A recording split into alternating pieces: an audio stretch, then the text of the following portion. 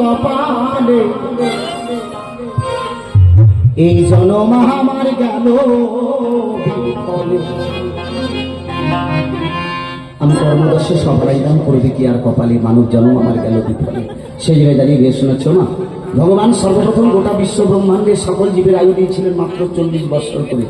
মানুষ বুদ্ধিমান জীব, তাতে সন্তুষ্ট হলেন না, মনে মনে চিন্তা করলেন আয়ুটাকে বাড়িয়ে কি করে 100 বছর করা যায়।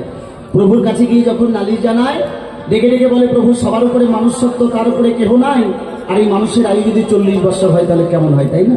প্রভুর কাছে গিয়ে যখন নালিশ জানায়, প্রভু ডেকে ডেকে বলে যাও, গোটা বিশ্ব ব্রহ্মাণ্ডে সকল জীবের আয়ু 40 বছর করে দেওয়া হয়ে গেছে, আর অবশিষ্ট আয়ু কোনো বাকি নাই। তোমরা যদি আয়ু বাড়াতে চাও তাহলে মধ্যধামে যাও, গিয়ে দেখো কিছু দূর দূরে একটা কুকুর শো আছে, সেই কুকুরের কাছ থেকে 20 বছর আয়ু দিয়ে নাও।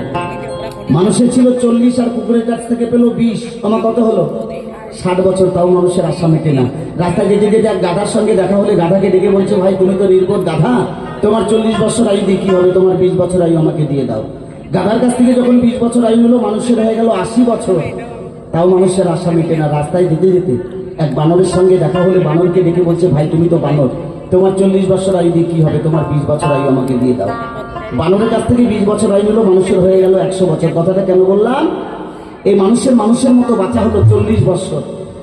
একটা মানুষ 40 পেরিয়ে যখন 60 বছরে পা দেয়, এই মানুষটার ধুকে ধুকে সংসারের বোঝা টানা, ওমা এই মানুষটার জীবনটা তখন গাধার সঙ্গে তুলনা হয়ে যায়। গাধা যেমন সংসারের বোঝা টানে, তথাপি একটা মানুষ যখন 60 বছরে পা দেয়, এই মানুষটার ধুকে ধুকে সংসারের বোঝা টানা, এই মানুষটার জীবনটা গাধার সঙ্গে তুলনা হয়ে যায়। আর কিছুদিন পরে ছেলের বিয়ে দিলেন, বৌমা নিয়ে আসলেন ঘরে। ছেলের বউ ভালো একটা জায়গায় যাচ্ছে, বাড়িতে বৃদ্ধ বাবা মা ডেকে ডেকে বলছে, বাবা বাড়িতে একটু দেখবেন। আপনার আর যাওয়া হলো না। গেল কি? ছেলে আর বৌমা। কুকুর যেমন গারস্থর বাড়ি পাহারা দেয়, তথাপি এই মানুষটার জীবনটা তখন কুকুরের সঙ্গে তুলনা হয়ে যায়। আর কিছুদিন পরে একটা মানুষের যদি 3টা ছেলে থাকে বৃদ্ধ বয়সে, ওমা সেই মানুষটা 1 মাস ছোট ছেলের বাড়ি লাফ দিয়ে খাওয়ার জন্য যেতে হয়, 1 মাস বড় ছেলের বাড়ি লাফ দিয়ে খাওয়ার জন্য যেতে হয়, 1 মাস মেজো ছেলের বাড়ি লাফ দিয়ে খাওয়ার জন্য যেতে হয়। তখন এই মানুষটার জীবনটা বানরের সঙ্গে তুলনা হয়ে যায়। তাই সময় থাকতে একমাত্র হরিনাম কৃষ্ণ নাম জীবের ভগবানের সম্বল গিয়ে শোনাই। আবার নিজের লেখা এখানে গান।